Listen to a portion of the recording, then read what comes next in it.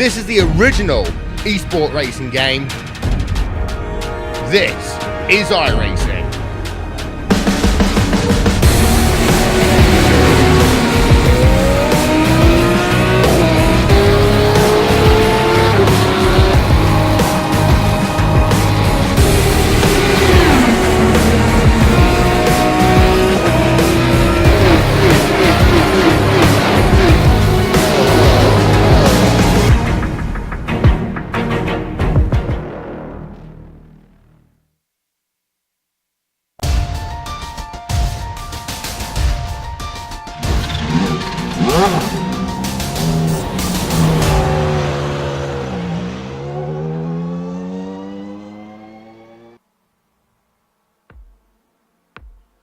From the Suzuka International Racing Course, this is the Global Sim Racing Channel's Round 9 coverage of the MX-5 World Tour Season 17 Championship. When it comes to Suzuka in regards to the MWT, only champions win here. In the previous 16 seasons, the Tour schedule makers have visited the Origami Pretzels Grand Prix configuration 6 times. Season 9 saw Frenchman Evan Maillard be first to the checkered flag. The Roland Estonian Errol Num won here in seasons 13 and 15. And Sonny Ketchme, if you can'tchen, took the winner's hardware back to Australia in seasons 10, 12, and 16. Maillard, Num, and Ketchen, MWT champions all. Well, Ketchen, the only driver in today's field with champion blood in his veins, well, his destiny does not bode well for the usurpers of the crown. Will the tradition continue, or will somebody break the chain, or perhaps destine themselves as a future MWT champion? For the answers, stay tuned, because all the simulated Mazda action from green flag to victory donuts can be seen live as it happens right here on the Global Sim Racing Channel via the iRacing Esports Network. Konnichiwa, everyone, and welcome to Sim Sports News Countdown to Green. Over the next 15 minutes, GSRC will bring you all the storylines, all the stats and facts you'll need to appreciate this 7th edition of an official MWT event from Suzuka.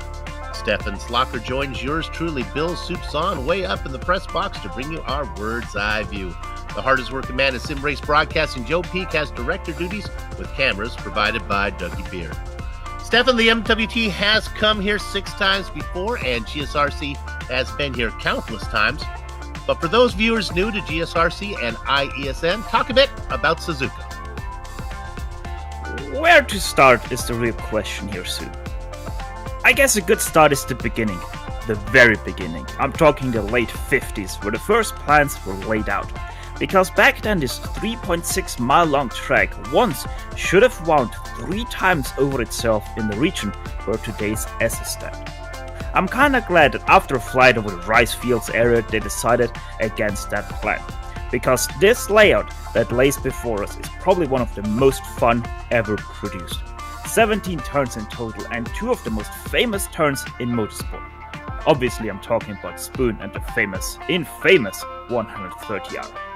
But to better show you about what I'm talking about, we're gonna send you trackside with the GSRC lap guide. Alright, we've got Amjad Yaman in the GSRC MX-5, so let's do a lap around Suzuka. The front stretch is going to be a long blast in this car, so the draft may create passing opportunities, but the braking into 1 and 2 will definitely discourage guys trying to enter side by side. You might see a game of chicken into these corners a few times during the race. There's a lot of banking here in turn 2, so you'll really want to use it to carry your speed out towards the S's. But from here on out, your line is going to be critical. Each corner flows into the next, so getting offline will screw up your rhythm and be extra costly to your lap time. It should be single file through here after the first lap. Now, coming out of this last right-hander, you want to hug the right to get a nice launch into the Dunlop curve. If you hit it right, you'll be flat out all the way to Degner 1. Get it wrong, and you'll either have to lift or risk drifting into the dirt on the outside. Now, the Degner corners will be another place where I would not advise trying to enter side by side. It's just a little bit of braking, glance off the curb, and get it straightened for Degner 2. Once again, you've got a heavily cambered corner, so you can take more speed than you'd expect through here. From there, you've got a short time to relax before we hit the hairpin. This little right-hand kink before it can make the braking tricky and setting up a pass even trickier. But it's definitely one of the better passing spots on this very technical circuit. However, the most important part here is setting up your exit, because the blast around the long, gentle turn 12 will be full power the whole way. This is another spot where the draft may offer you an opportunity to close up and get a nose in on your competitor, especially if you're trailing them closely. It's also a bit safer to have a go since there's plenty of runoff around the outside of Spoon. This corner is another one that requires accuracy because it's really a double apexer. If you drift wide after the first part, say goodbye to your hopes of hitting the second apex. And just to add insult to injury, if you did miss it, you've got the backstretch to worry about. Without a good exit, the combination of the draft and the long run means the car behind you is probably going to be looking up the inside. If this happens, hope you've got some large stones because now we're heading towards 130R. It's just the lightest of braking, hit your marks, and get back on the power through this fearsomely fast bend. But before you know it, you're now setting up for the Casio Triangle. Here is your last good place to try to overtake. It's probably the heaviest braking zone, but with the chicane there can still be some difficulties getting the job done, especially if the other guy is a good defender.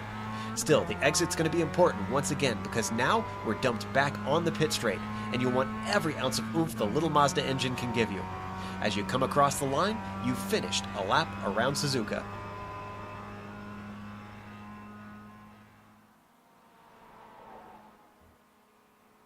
And that was Joe Peak perfectly showing how you, yes you, can also drive a lap around Suzuka without failing or going off track. But now, before we get you to the points, remember that the Countdown to Green is sponsored by SimSport News. SimSport News is one of the leading sim racing news website that covers all broadcasted series on iRacing and is run by Jacob Tofts and Louis Emerton. Not just reporting, they also race, as SimSport News Racing competes in many official top-level iRacing series.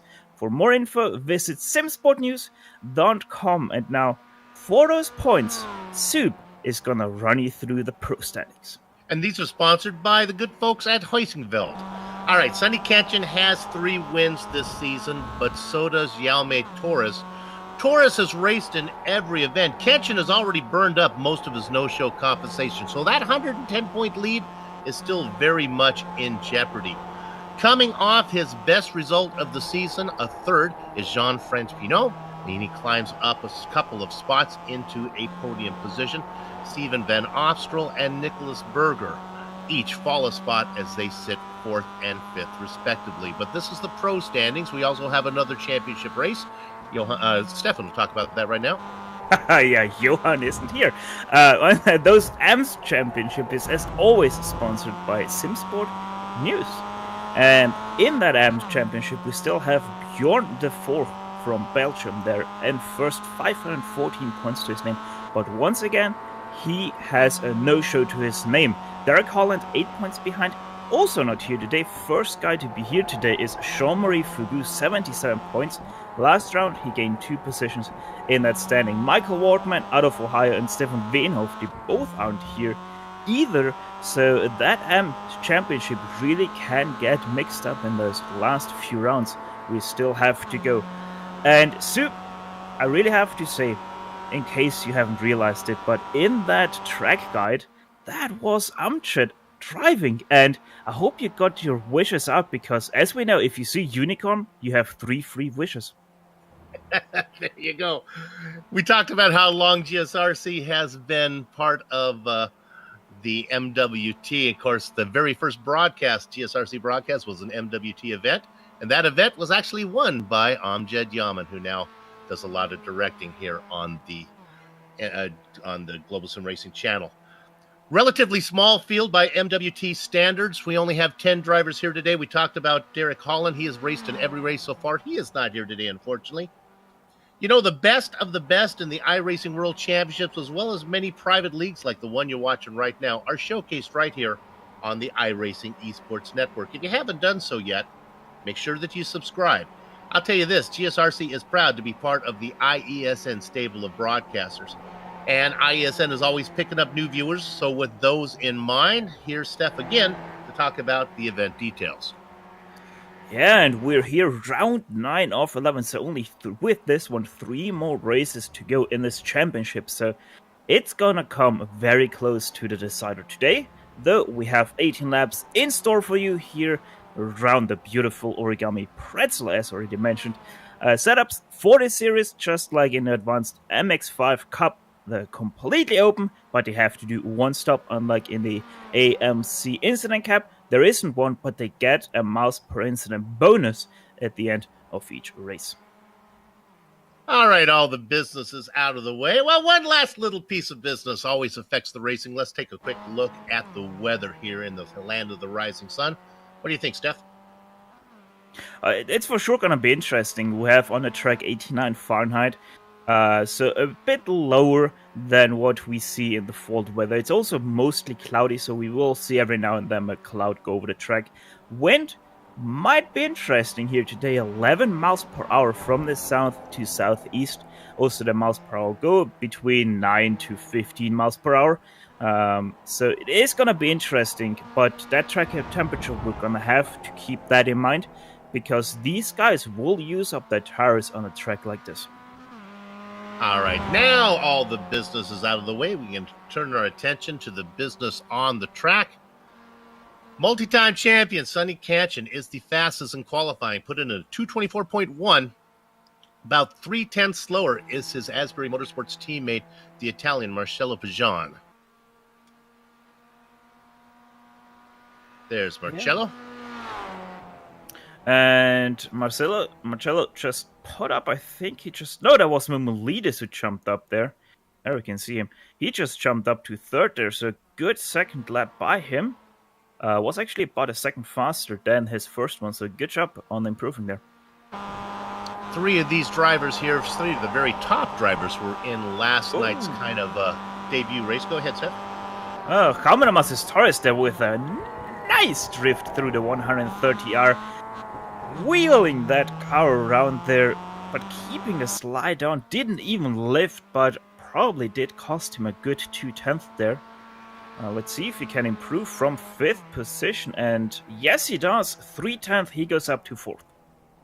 I won't give anything away, but of course the MWT mirrors the Advanced Mazda Cup schedule. The only difference is they did a 25-minute race. This race is 45 minutes. You want to check out the Advanced Mazda Cup results from last night, you can. Many of the drivers here today were in that one, including the top names of Sonny Canchen, Jonas Mumilidis, and Stephen Van Opstroll. I won't give away did any of the results. Yeah, be careful now. I did watch that race just before we went on the broadcast here, and I have to say they delivered a really great race. That was some action-packed race, so I have high hopes for this race today. I do as well, especially with some of the very fastest names up here. Remember, Torres, very competitive. He has 3 wins already this season. Don't think anyone's going to be able to drive away from anybody. Might be a case of just not using up your tires early on when it doesn't matter. Save a little bit when it's time to go racing for real. We look at the Italian driver Marcello Pajan, who sits in second right now. Honestly, what do you think, Steph? I think maybe if you can get all the way back to 6, we think that Jean-Franc Pinot will probably be able to hang on to the leaders. It might be a tall order for Jordy Fike, Michael Wortman, Jean-Marie Fergu, or Joe McDonald to stay in the lead train. Yeah, I'm expecting at this point the first 4 to stay in a train, then the next 3, and then the last 3. So we have a little bit of a 3-pack racing, kind of like you see in NASCAR. But it's really about getting those S's right, those first tricky few parts of this track, to then be able to stay with everyone on the long straights. Qualifying is done with only 10 drivers on the grid. Steph, let's take it a row at a time. I'll take the front row. And it is the multi-time champion, Sonny Canchen, put in a 2:24 flat. He's about 0.4 of a second faster than his teammate, Marcello Pajan, who sits outside him in row 2. Steph? Jonas Mumilidis puts the 27 in 3rd place. Alongside him will be the Spaniard of Jaume Masses Torres. Then we get to the row that we hope will be able to stay with the front 4 guys. That's going to have Stephen Van Opstroll in position number 5, Jean-Franc Pinot in the 6th spot. Jordy Fike, the Sheriff, sits in 7th place, watching over the outside lane of Michael Wortman. Jean-Marie Fergu in 9th, and rounding out the field, Joe McDonald. His qualifying time at 2:28 flat. That's compared to 2:24 flat from Canchen. Let's see if those guys, how well those guys in the back row can stay close to the leaders. It should be a fun race. Small field, we'll be able to give a lot of attention to all the drivers here today. You're watching the Global Sim Racing channel on the IESN broadcast. This is the 7th running here of the MWT at Suzuka. Only champions win, and if that keeps the case, well, Sonny Kenshin probably destined to get the win here today, but you never know. You could win, and that means that you'll probably be a champion in future seasons. We wait for Sonny to get to the grid, and Kenshin is there. All 10 drivers now underneath the Japanese sky pushing down on the track. You can hear the engine start to rev. You know what to do. Gather up the chickens, take cover behind the cows. The horses are out of the barn. Sonny Kenshin leads 9 other drivers down into the first corner. Pajan behind him, a little bit of move on the inside from Jaume Torres. Careful, we don't need to be too tough too early. We want to keep those big names around for a long time. Torres slots into 4th position behind Mumulidis. Van Opstrow in 5th. And Mumulidis had a big slide through turn 1, was able to keep it together. But that yellow car of Shamasis Torres, though, he looks feisty for that P3. 2 yellow cars out there. The one that is highlighted in black, that belongs to Mumulidis. Behind him is Torres in 4th. Van Opstrow in 5th. We haven't talked about the back half of the field. Pino, Fike, they're doing a good job staying with the guys up front. Michael Wortman, the impressive rookie, back there in 8th position. The old veteran, Joe McDonald, in 9th. He's ahead of Fergu. They go beneath the overpass, heading down to the hairpin for the very first time. This is a passing zone for a lot of classes of car. Really a pointless pass here in this MX-5 because if you just stick on the trunk of the car in front of you, you can slingshot them as you head down into Spoon. And that's what everybody stays in line right now. A nice, clean first lap. And there's already starting to be a little bit of a gap between Shamasis Torres and Stephen van Opstal. It's about a half a second right now. But that's already quite enough to have a little bit of a gap also in your mind where the Stephen van Opstal has to chase that gap down. Otherwise, he's going to lose that fight for P4. Likewise for Jordy Fike, the sheriff, a little giddy up in his pace right now as he sits in 7th, beginning to lose touch with Pinot in front of him.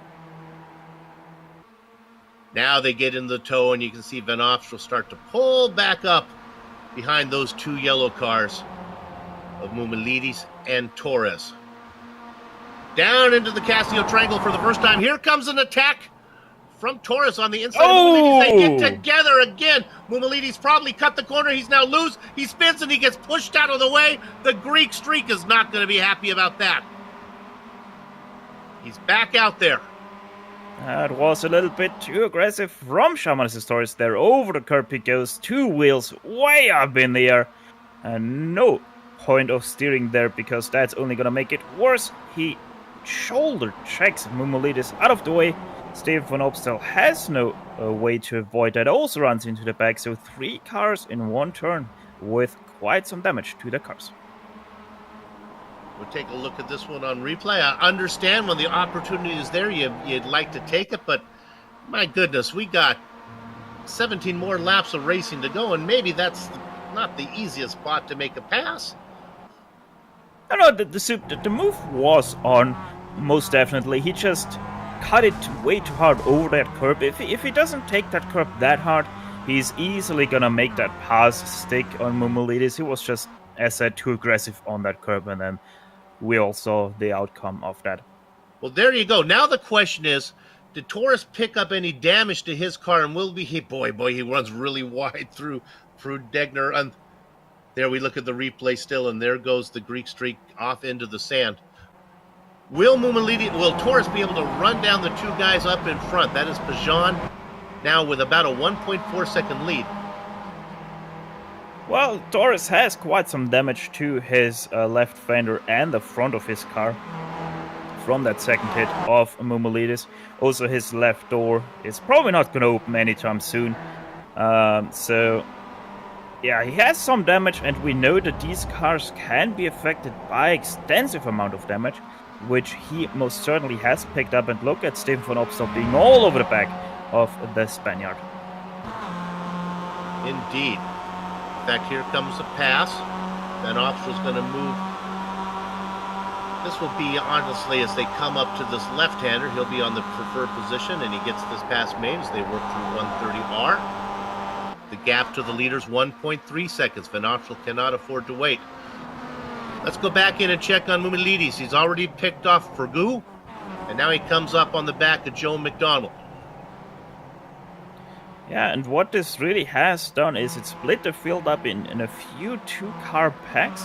Now with the pass of Stefan van Opstal on Jean-Marcel Torres, it's about a four-car pack for P3 right now, whereas Mumilidis goes past Joe McDonald on the inside there, and Marcelo Pagnana, 224.0.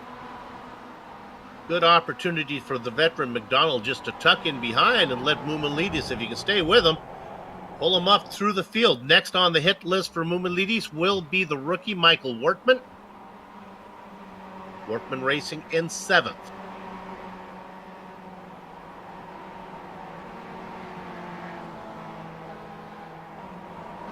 Now, try as he might, we go back up to 3rd position. We have a nice train going on here. The Belgian driver of Van Opstral doing his very best to stay on the back of Pajan. The bad news for Van Opstral is Pajan and Kanchan are teammates, and there is no way that they're going to do anything to slow each of them down. Those two drivers up front are just looking to put in fast lap times right now. Well, they sure do need to hurry, because last lap Sonny Kanchan was 0.2 slower than Stefan van Opstal, so Hey. Stefan van Opstal, if he continues this trend, he's gonna catch those two ahead. Remember, there is a pit stop as well. It's possible that Van Opstal can short fill when they come in, to the point of maybe even not taking enough fuel to get to the end without a little bit of a help. But if he can get out close enough to Jean, he can save till the end. Well, it's something that Sonny Kanchan can do at times. We saw that last week in Big C's MX-5 challenge, where he ran out of fuel on the last lap, coming into the last few turns. So Sonny Kanchan is not prone to under-calculating his field. I like that shot. As they come at you, you can see the entire field. Let's check back in on Michael Wortman in 7th. The Greek streak has found him.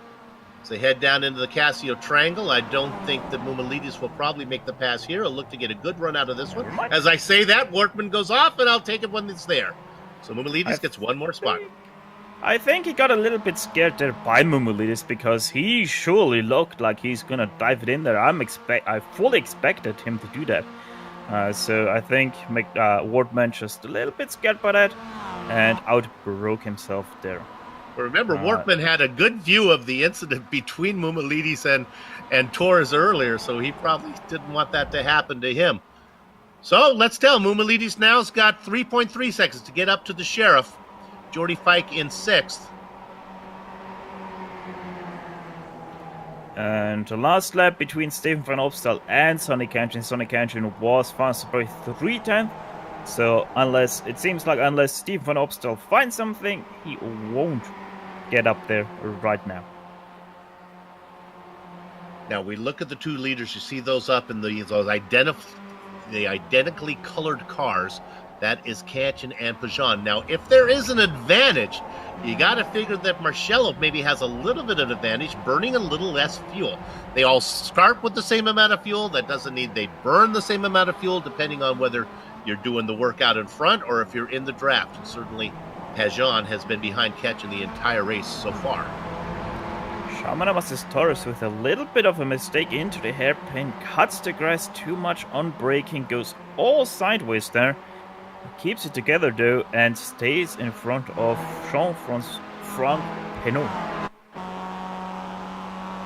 Nearly went the full way there with Francois instead of Franck. But yeah, there's now also starting, because of that, starting to be a little bit of a gap between Torres and Van Opstal, but that probably will close in again once they are in the Casio Triangle. We ride on board with the Frenchman. Now, right behind Pinot, you don't see him right now, but the Sheriff has indeed put the spurs to the pony as we pan back. There he is. I said he needed to giddy up, and he is there now, just a few car lengths behind Pinot. A nice little battle for third. Van Opstel, Torres, Pinot, and Fike. Into the Casio triangle again.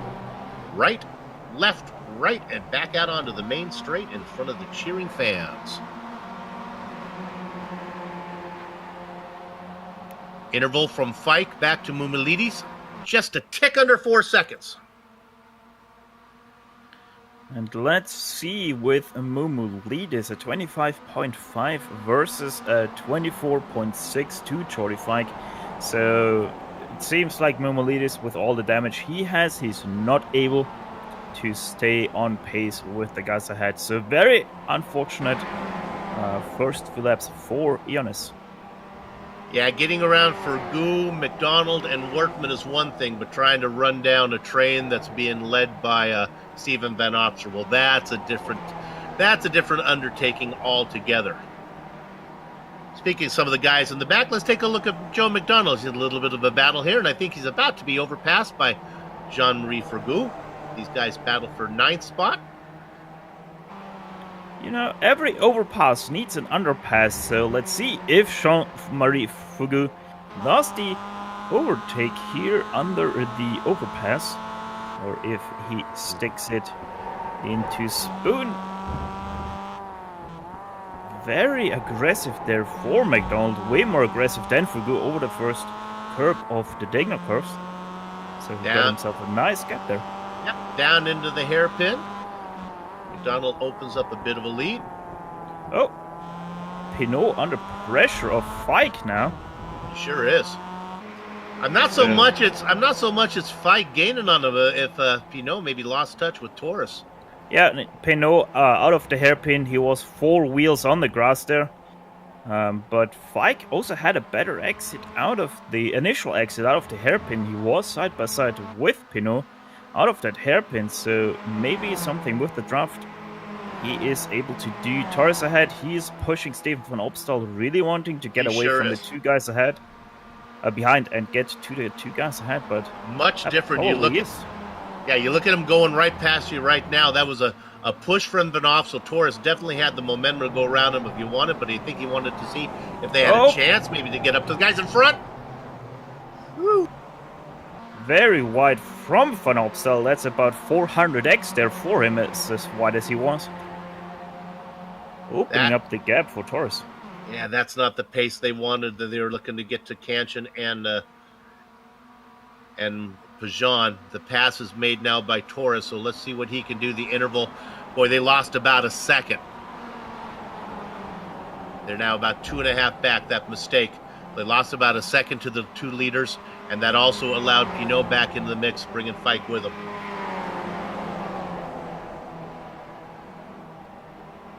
Sonny Kanchan out in front, doing all the work, burning the fuel. Probably just going fast enough that he has enough tires left to race when it's for real with his teammate. There will be no team orders there. Those guys will fight hard but clean for the checkered flag. And very interesting, we were talking about the underpass and overpass. Joe McDonald still is ahead of Jean-Marie Fergu, so Fergu not able to getting around Joe McDonald. Neither into the hairpin nor around the 130R into the Kasi triangle.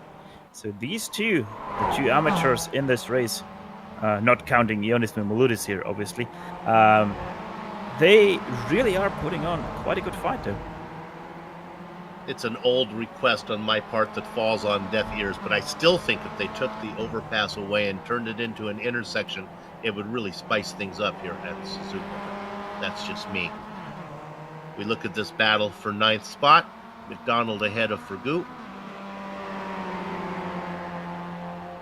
A cloud passes over the sun here in the land of the rising sun as it gets a little cloudy out there. And we talked about that. The race started at about 74 Fahrenheit. It climbed back up through about 84 Fahrenheit, and it's dropping already back down to 82 Fahrenheit. So these guys most definitely probably are feeling that more grip they have right now because of the big cloud in the sky. Let's turn. Oh, look, we have a little side-by-side battle. These are the guys in the back. They're having some fun. There we go. Jean-Marie Fugu finally getting past. McDonald fighting back, not ready to give up the ghost yet. They work through the chicane. Don't be surprised if McDonald doesn't get him into corner number 1, but a good exit out of that little chicane by Fugu. And wait a minute. It's the early peel, late reveal from Joe McDonald. As he pits from last spot, he'll come in, take fuel with 12 to go. It'll be fun to see how that plays out and as far as with Fugu. Joe McDonald scared himself there a little bit. He went into the pit lane with about 40 miles per hour, which is about 3 miles per hour faster than the pit speed limit, and immediately jumped on the brakes to about 25 miles per hour to really make sure he's not getting a black flag for speeding in the pits. Joe has been around for a long, long time as he comes out of the pits right now.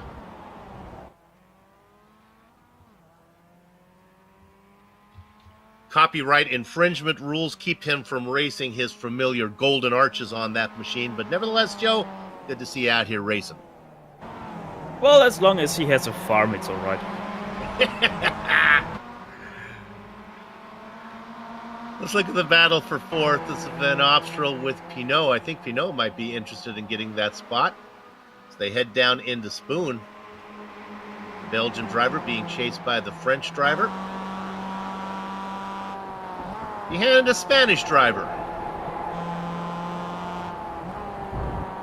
With Jordy Fike sporting the stars and stripes. It is indeed the MX-5 World Tour. 7 different nations represented in the top 7 drivers. Go ahead, sir. I'm still a little bit surprised that Jordy Fike is able to keep with the guys ahead, the 3 guys ahead. He is really doing a great job thus far with keeping with the 3 guys ahead. I mean, he loses touch every now and then, but it's only ever so slightly, and I think that's mostly due to him just saving fuel and saving his tires. Yeah, I talked to Jordy, and that's kind of his strategy. Hang close, and saving his tires is the big strategy. Now, they have to stop for fuel. They'll be able, because the fuel limit is so low here, by the time they fill up the tank to get to the end, they'll be able to take 2 tires and not cost any time. This is different from what you'll see tomorrow in the Big C's MX-5 Championship. I hope I got that one right. I never quite remember it. Challenge, there we go. Where the fuel is so short that they won't be able to take tires. Here you can take 2. I would imagine you'll probably take left side tires. I don't know.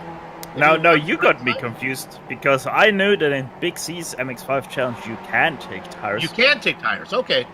And I thought it was here that you weren't able to take tires. Nope, 2. You can be able to take 2. What's interesting is... Go ahead. I'm now completely confused. Either way, tires always a vital strategy.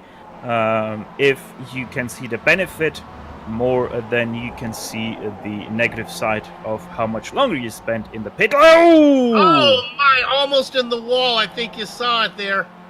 That was Van Opstroll. No, I'm sorry, that was Torres, and he's going to lose the spot to Van Opstroll. Coming out of that second Degner. Yeah, we'll take a look at it. I don't know if the Spaniard got part of the wall or not.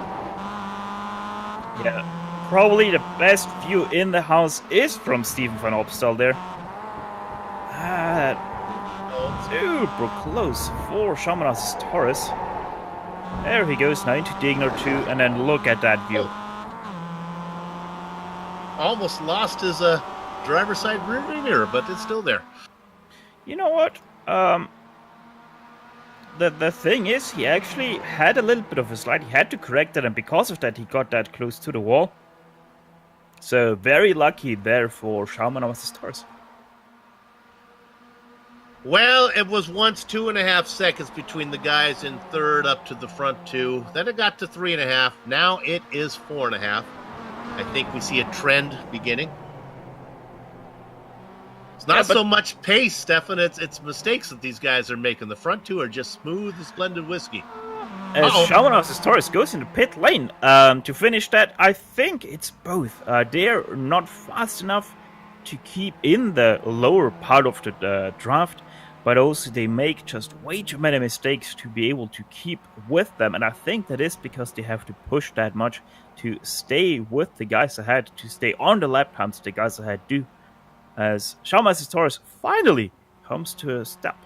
Remember, the front two guys were your front row as well, and Kanchan's time in qualifying was a 24 flat compared to Van Ofstrel, who was almost 0.6 of a second and more than 0.6 of a second behind him. So, yeah, I think it has a lot to do with pace as well as mistakes. There they are. Those two are racing in Asbury Motorsports formation. And I don't think we really have to mention that.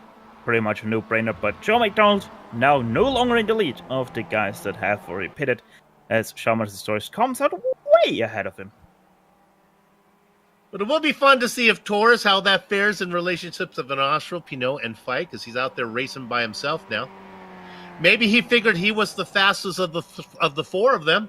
I'll go out and race by myself. I'll be faster by myself than I will be alone. A small field like this, you can afford to do that because you don't have to worry so much about traffic. And Ionis Mumuludis just nearly did a copy pasta of what Shaman's Taurus did a lap ago at the Digners, also nearly getting a kiss on the tire barriers that are outside of that underpass. We're going to take a look at the replay here of this one, as he is Mumulidis about 5 seconds behind Jordy Fike. Whoa! Woo! That did look like deja vu. It did start out of Dignar 1 already, where he was a little bit too aggressive, got all four wheels on the AstroTurf, nearly even went on the grass there, and because of that he got really screwed up on the setup for Dignar 2, which is vital.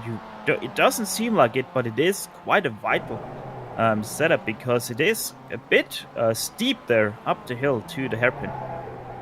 Degner, a very tricky combination there. They call it 8 and 9. Used to be one corner. Why is it called Degner, Steph?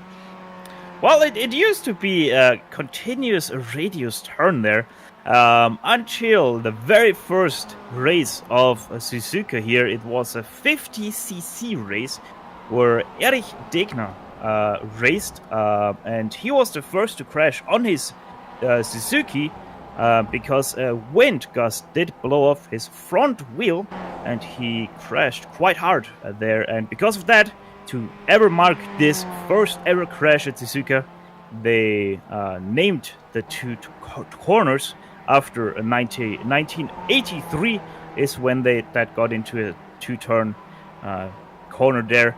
They renamed it to Degner Corners. Kind of a backhanded honor there. I mean, it's nice to have a corner named after you, but you'd like to have it named for maybe a terrific pass that you made or something, not a mistake where you put it in the wall. You would be surprised how many turns in motorsport are named after a crash. My goodness, if they used that rule for me in iRacing, every corner would be named on. But I'm glad that rule doesn't apply. We look at this three-car battle now. Remember, Van Ofstrel, Pinot, and Fike are racing Jaume Taurus, who's on the other side of the track. Let me give you an interval. If my timing and scoring will do that, I think I can tell you how far it is to Taurus. 37 seconds. That's the interval between Van Ofstrel and Taurus, right? In and out before Jaume would get all the way around. Just to give you an idea where they are location-wise, they're Van Ofstrel, you can see them coming. They're just heading down into 130R right now. And Taurus is just coming out of the hairpin. Of course, all this going on behind the two brothers in crime out there, Sonny Kanchan and Marcello Pajan, who are just having it all to themselves. Yeah, and I have to add, if I don't get my numbers wrong, the pit stop delta should be around the 35 seconds. So right now, Shaman's Taurus is good by about a second.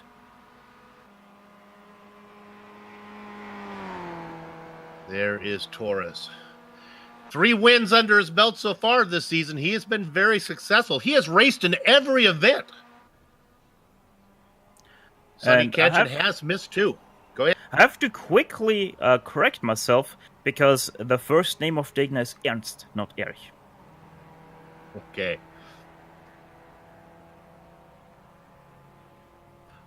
All right, the Greek streak has come in from 6th position. Along with Wardman.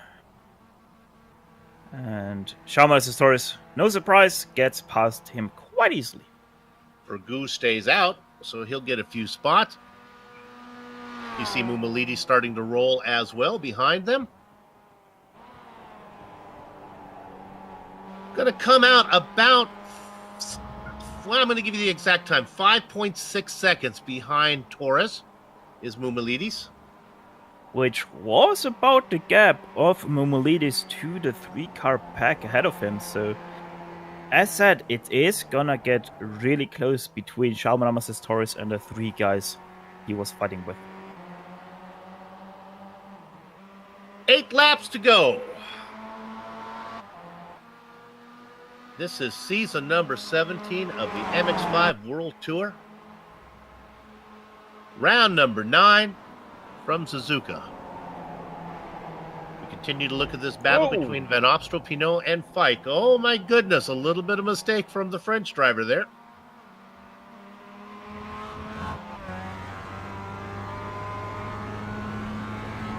We ride on board with the Sheriff looking up. Don't be surprised if Jordy Fike isn't first out when it comes to the pit stops. He's been behind these guys the whole time, although he's had to work hard to stay with them. I guess if saving fuel is anybody, probably the Pinot is probably going to be the best situation. Van Opstel's having to work real hard. Okay, here comes the brothers have split up. Kane remains on the track. Abel comes in. Marcelo Pajan. Jordy Fike into pit line 2.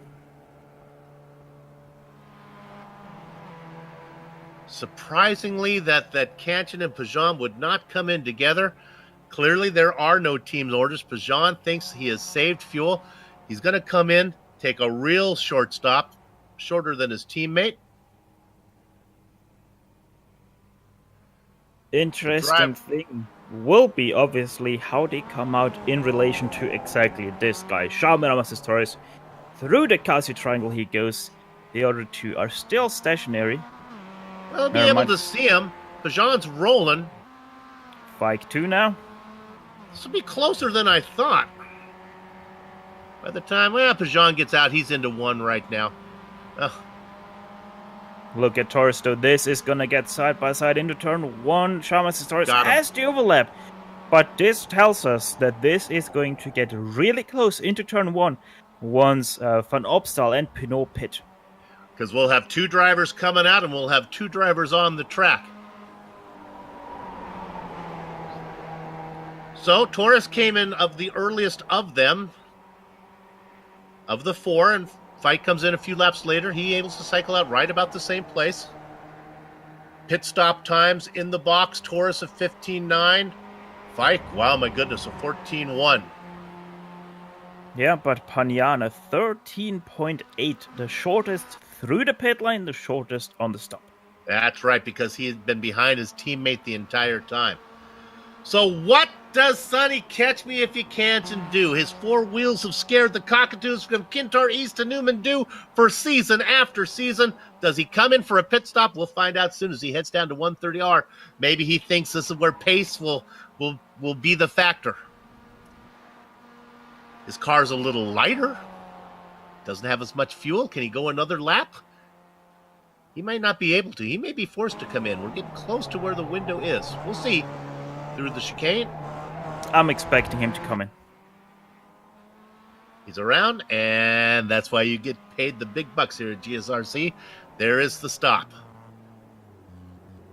Let's see the 2 guys behind. They also come in, so it seems like that's as far as they can go. At this point, Stephen Van Opstal. This is interesting. Pajan had to do a little bit of a battle. Actually, it might have worked out for him. I think he got a little bit of a toe on Vergu. He gets that done before he gets to 130R. Now, he is into the chicane right now. Kanchan gets his box right now. Here comes his teammate. Out of the triangle. Go ahead. Kenshin still stationary, taking the right side towers. Very interesting. There he goes now, Kenshin, off the tracks, off the pit limiter.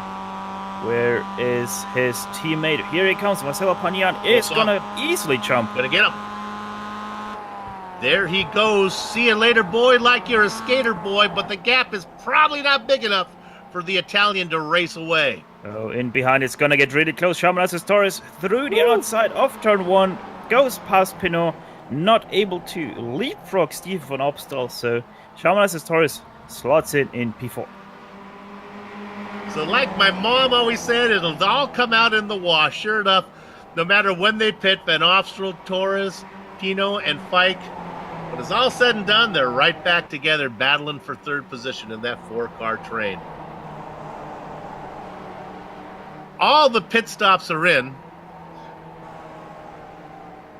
We are contractually obligated to do this next segment, and I'm glad I don't have to do it. We're going to turn it over to Stefan here for the back marker salute. Take us through. Let's do the entire field. Tell you what, Steph, you take the back 5, I'll take the front 5. Well, our first salute goes out to Joe McDonald. Starting in P10, a very steady race from him. He still sits in 10th position. So, Joe, you need to get up there, otherwise you're not going to gain, sadly, a position. The position he would gain would be versus Michael Wortman, who is about 20 seconds. Oh, wait, I am forgetting Jean-Marie Fagut. There we go. He is in P9 right now. So he got leapfrogged quite hard by Wortman then. Yep. Because they were fighting for that P8. But yeah, as that Jean-Marie Fagut, he is your 9th place driver. He also started, coincidentally, in 9th place. 8th place, Michael Wortman, who I wanted to put into P9, but he actually is P8. Coincidentally, he also started in P8. Very interesting back half, even though they were fighting quite a bit already there. Right now, as they come out of the pit cycle, 9 through 8. Next up, Ioannis Moumoulidis. After a very unfortunate start to his race, he sits in P7 at this point of time. Right now, about 15 or so seconds behind your leaders. And did he actually get any damage repaired? Let me check that. No, he didn't. So he still races with that damage to his car. Obviously, they don't have a free repair in this series. P6, that is Jordi Fike, the sheriff, right now, who sees the 3 cars ahead of him battle it out for the positions around P3. And Jordi Fike, I'm having high hopes for him in the later stages of this race. And we're going to call it right there. That is Trip and Dree's back marker shout out. Now, you get to fight. There is the battle up in front. Van Opstal now has been passed by not 1 but 2 drivers. Pinot got around him. While we were doing our back marker review, Torres got around him as well. So Torres now up to 3rd as they continue to fight. All this going on about 10 seconds behind Sonny Canchin, who is slowly but surely reeling in Marcelo Pajan. 5 laps to go. I think Canchin has plenty of time to get back onto the trunk of the Italian driver. Italy, Australia, Spain, France, Belgium, and the USA. And then Greece, your top 7.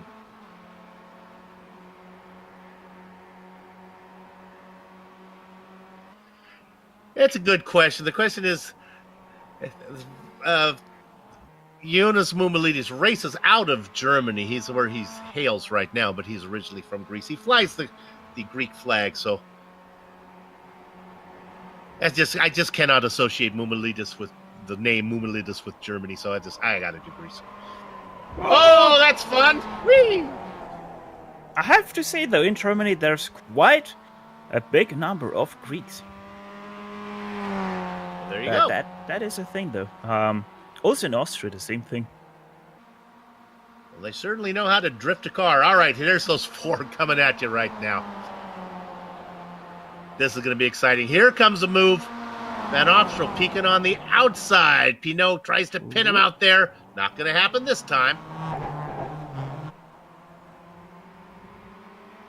Jordy Fike has been back there the whole time. Jordy, you got anything for these guys? Are you waiting, or is that all you got for us? Well, he is the sheriff. He is keeping an eye on the three guys ahead. If they do anything stupid, they go to jail, and he is going to take that position. That's it. He's just watching. Speaking about mistakes, Torres. He gets it gathered up, and now that's going to open the door on the inside. That is Pinot. They continue to race now through the snake side by side. Torres gets back out in front. This is some fun racing now with 4 laps to go. We ride on board with Torres looking back and report that Kanchan actually has made it back up to the front, and now he waits behind Pajan. We'll give you a yell if anything happens there.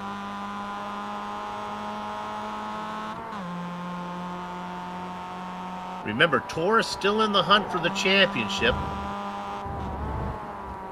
Time is running out on the season as he sits 110 points back with only minimal races to go.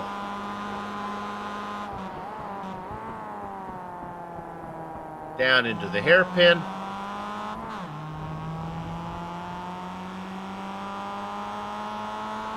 Fike continues to watch the battle. 4th in line. 5.5 seconds up on Jonas Moumelidis. Moumelidis' race did not go the way he wanted. He had the pace, qualified 3rd to challenge for the lead. Got together with Torres on lap number 1 through the first chicane. The final corners, the Casio Triangle. Hey, and Sonny Kanchan goes back out in front again. Honestly, I wouldn't be surprised if that is a little bit of a team tactics from Panyan to let Kanchan be ahead and get him the 4 points so he can much easier defend his championship. Take a look at pit stop times between Kanchan and Pajan. They were in the stall for basically identical times, 14-1, 14 flat. Cone in to cone, behind, pretty much sorry. the same as well. Pinot just took an attack on Torres through the Casio Triangle. It didn't work, and now he's under pressure from Steven van Opstal as they go side by side. And Moumelidis, as that was happening, spun the car. And he hit the wall. I think we're going to probably be able to take a look at that. We'll stay on this battle, though, in a minute. We'll stay right here where we are, see how this plays out. When it all gets sorted, there we go. Pinot in there, fighting back now on the outside is Torres. Watching the whole thing is Van Opstroll. And once again, they get together.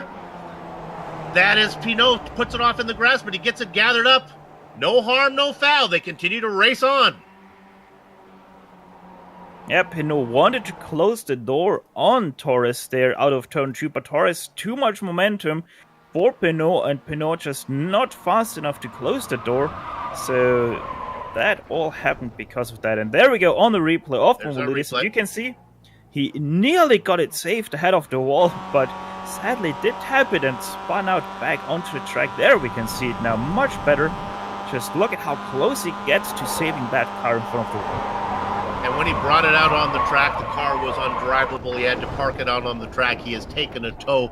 Vulturing positions now will be Michael Workman, Jean-Marie Fergu, and Joe McDonald. It's going to be a 10th place finish. Oh, McDonald yeah, and I just done. realized.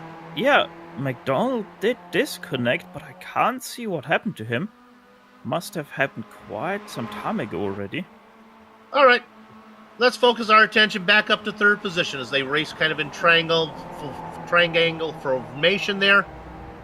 Down into Spoon, Torres, Pinot, Van Opstroll, and continuing in last is Fike. Go.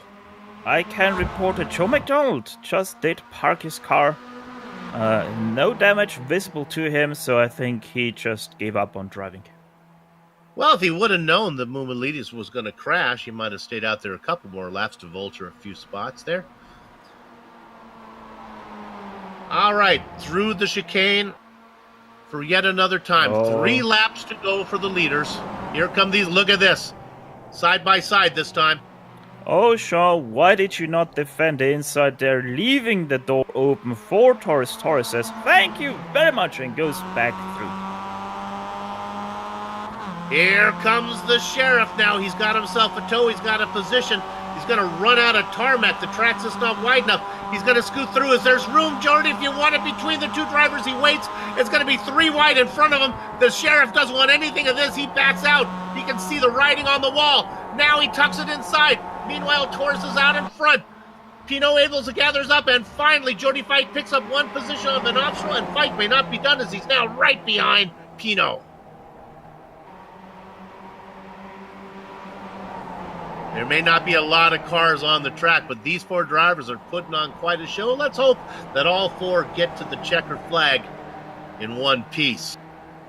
Jordy Fike wanted to take the gap there, but Torres did slam the door quite hard to not let him through, to not make that a 4 wide. And I think that even was a good idea to slam that door, because that 3 wide was quite hectic at the very end. Boy, as much as I've spent time doing IRT work, and I appreciate Jordy Fike not making a 4 wide, the fan in me, the racing fan in me, wanted to see what would happen 4 wide down into the first corner. Look at them, nose to tail right now. Who can get the best drive off of the hairpin? Well, it isn't Fike, because now Van Opstel has a good run. Let's see if the Belgian driver tries to make the move as they head down into Spoon. He swings to the left. You know, in a parallel universe, that 4 wide did happen, and... Oh, they touch up in front, but they get it gathered up. Still fighting it. I don't know if he's going to save it or not. The French driver, it's a tank slapper, but he gets it gathered up. He's going to lose the touch, and he's going to have a slowdown penalty for sure. But that was some serious driving as he got together with Torres. Woo-hoo-hoo! We're going to take a look at that one. Meanwhile, we talked about Jordy Fike waiting in the back. The time to go racing is now. The Sheriff has laying down the law as they go through 130 yards side by side. Look at the drive from Torres as he powers through. They head down into the Casio Triangle.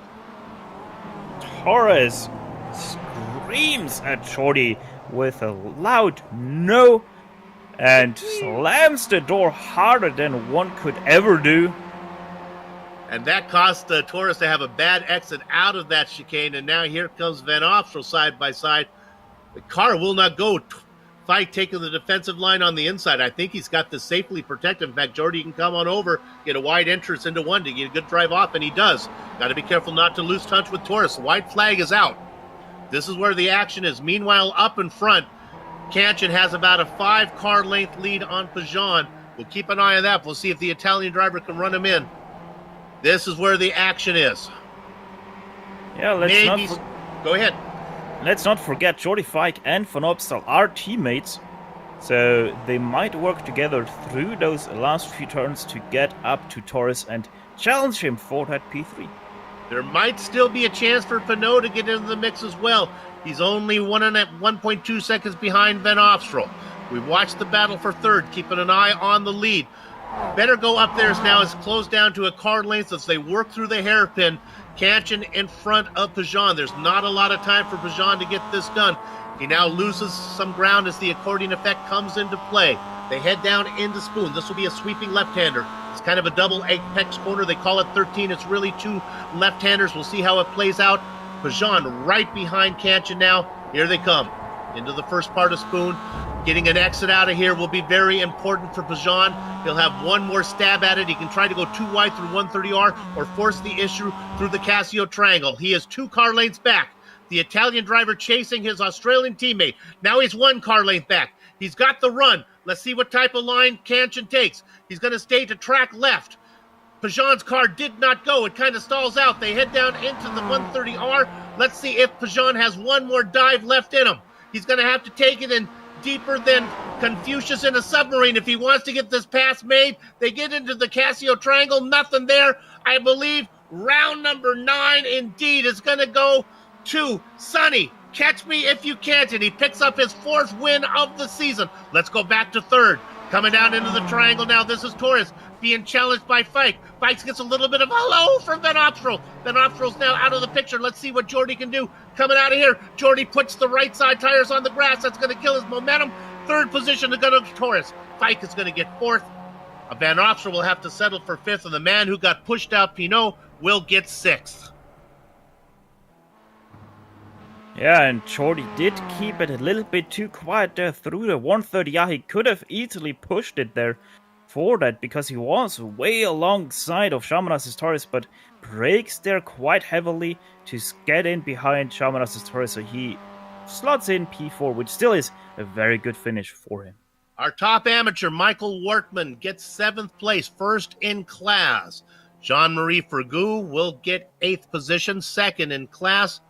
2 drivers will not finish. The Greek streak, Jonas Moumelidis and Joe McDonald in 10th.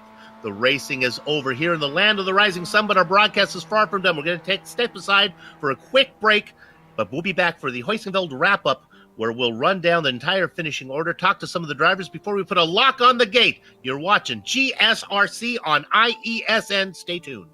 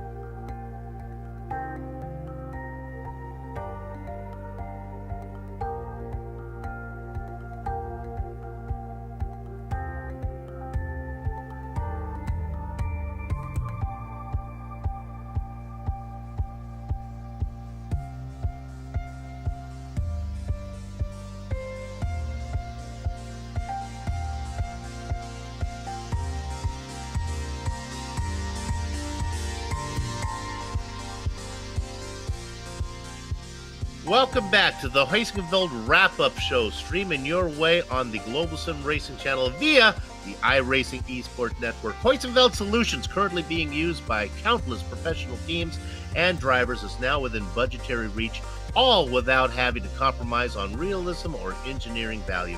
They offer advanced vehicle software and hardware able to simulate any combination of race car and track. Be a better race car driver and get in touch today at Hoisingveld.com. And let's go ahead and give you the entire finishing order here of the Hoisingveld MX-5 World Tour finishing order. Sonny Kanchan gets the win ahead of his teammate Marcelo Pajan. Jaume Torres, try as he might to get up to the front two, could not.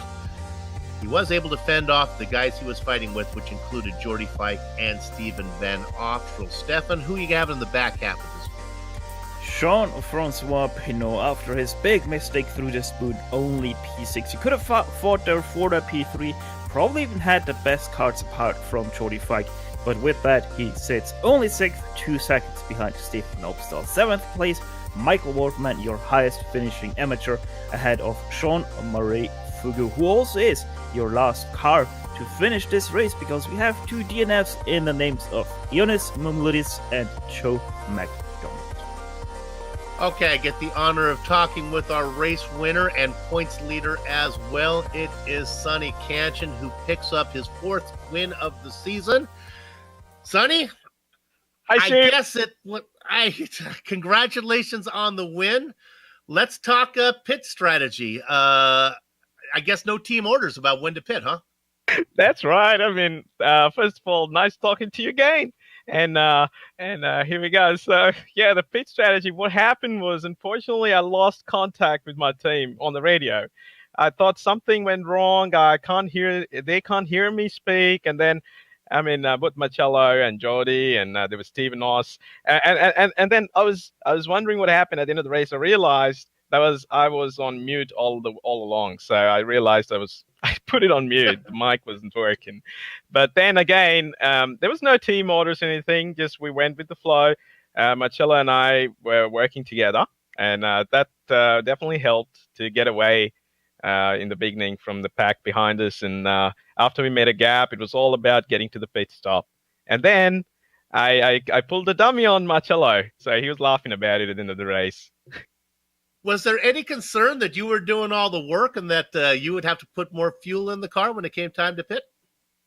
Actually, yes, that was another thing, other part of the story on this race. After the pit stops, after a while, I don't know where Marcello just came in front of me, and I was looking at my fuel, and I realized I was just about zero point 0.3 or something short. Actually, I was wanting to save fuel, and luckily Marcello was ahead of me, and so I wanted to just settle in his draft and try and save fuel. And that's when I also realized, why are we going so slow together? And that's when I realized Marcello also was trying to save fuel. So at the end of the race, Marcello lost the battle though. He just lost fuel at the Casio Triangle, and then I was just at the finish line, just out of fuel. That's how close it was. Well, it's always fun to watch you race. Congratulations on another win. You increase your points lead a little bit, closing in on yet another championship. Good job. We'll see you down the road. Thank you, Soup. And shout out to everybody, Joe and Stefan. I'll see you guys next time. Cheers. Sonny Kenshin in a good mood today with a win. All right, Stefan, who you got? Sonny Kenshin, more like Sonny Kenshin today. We got Marcello Pagnan, your second place finisher, losing out to Sonny ever so slightly. Marcelo, talk us through your race, because you were up there just not able to do anything in those last dying moments. Oh, hi guys. Stefan, thank you. I wasn't able because simply I'm a little slower than Sonny. We all know about that. And two, I was a little short on fuel. I got to save a point 2 liters on the end. So and still got to run out of fuel on the Cassius Triangle, but there was no way that I could race Sonny. Quite interesting how you both run out of fuel, even though you had no pressure. But yeah, let's talk about the race. You kept it quiet. You tried, probably, I'm gonna guess, you tried to save fuel behind Sonny when he also tried to save fuel. How did the strategy play? Did it play out in a way you wanted to, or did you think like, I could have done so much more? No, the strategy was to just follow Sonny and bump draft him if I could. I was saving fuel because I was lifting on the two main straights. So I was saving 0.3, 0.4 liters, and then I gotta save that amount on the last 3 laps. But no worries, because me and Sonny were so up in front. So. Well, it's still a 1-2 for you guys. Now I'm gonna let you leave on the last thought. How are you looking forward to Daytona, which is next up on the schedule? Oh, I really like those kind of tracks, Daytona, Watkins Glen, and so on. So it will be a draft war. We will try to work together again and bring it home. Well, you're going to try to bring it home. We're going to have a close eye on you. Thank you so very much for talking with us here, Marcello. To you, it's always a great talk. Bye. Marcello Pagnan, your second place finisher today. A couple happy Asbury Motorsports drivers there. Okay, our final interview is going to be with the Greek Streak. He qualified today he qualified in third. He had big hopes. Of course, we're talking to Jonas Mumilidis. Jonas, there are so many easy places to make a pass. There are so many laps in the race. Maybe having somebody try to pass you in the chicane at the end of the first lap, maybe not your favorite place to have that done?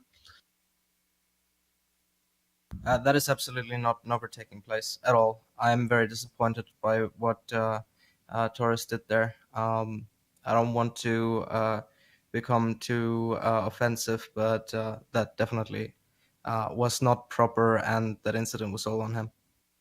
Yeah, you got to figure if he just holds his weights and he can get you going into one in the slingshot or so many other opportunities. Well, once you had the issue, you did a good job of fighting back. You were able to pick off a few of the slower drivers, but then it got a little bit tougher. No way to get up to those guys that you were racing with before. Oh yeah, unfortunately, catching up to a group is different than catching up to an individual. I was the only driver on the track that did a sub 24, a 223, without any draft, except for Sony. So I definitely had the pace, but unfortunately, together as a draft, they were at 24.1. Yeah.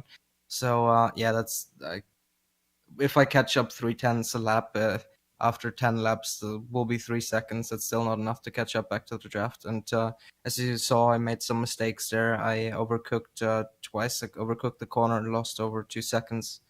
And yeah, that just killed my motivation. And at the end of the race, it was just forward or not at all. So I just I was driving. I was literally heating up. I was driving with all I had, in me. I was driving, and then I came up to 130 R for the I don't know how many time.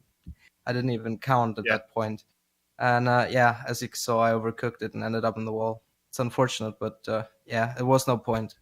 One of the advantages of sim racing is you don't have to pay for the repair. So that's something you can do. Get your frustrations out. It's always fun to watch a race. Sorry it didn't go your way, but good luck. We hope to see you again. Thank you. All right, the Greek streak, Jonas Mumilidis. And that's going to wrap it up here for the Global Sim Racing channel and the iRacing Esport Network. We'd like to thank everybody at the Quality Racing Sim-dicate for organizing this series and contracting with GSRC to broadcast it. Thanks to the sponsors, that would be Sim Sports News and Hoisingveld. On screen now are just some of the equipment and software used to stream cyberspace into your place. How about additional thanks to June Lalonde, who provides our wonderful music, See the Screen, to how to get a hold of more of her great work.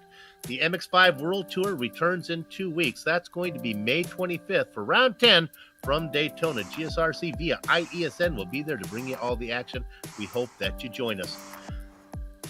Sliding across your screen now are just some of the upcoming broadcasts, so check those out and mark them down on your calendar. If you'd like more information about GSRC, visit globalsimracingchannel.com or check us out on social media. We got lots of options for you. How about Twitter at GSR Channel? How about Facebook at Global Sim Racing Channel? Or how about Instagram at GSRC_Graham? Also, if you haven't done so yet, become a YouTube subscriber by heading over to our YouTube page and hitting that big red button. Finally, on behalf of the entire crew, that would be Steph and Joe and Dougie, I'd like to thank all of you for watching.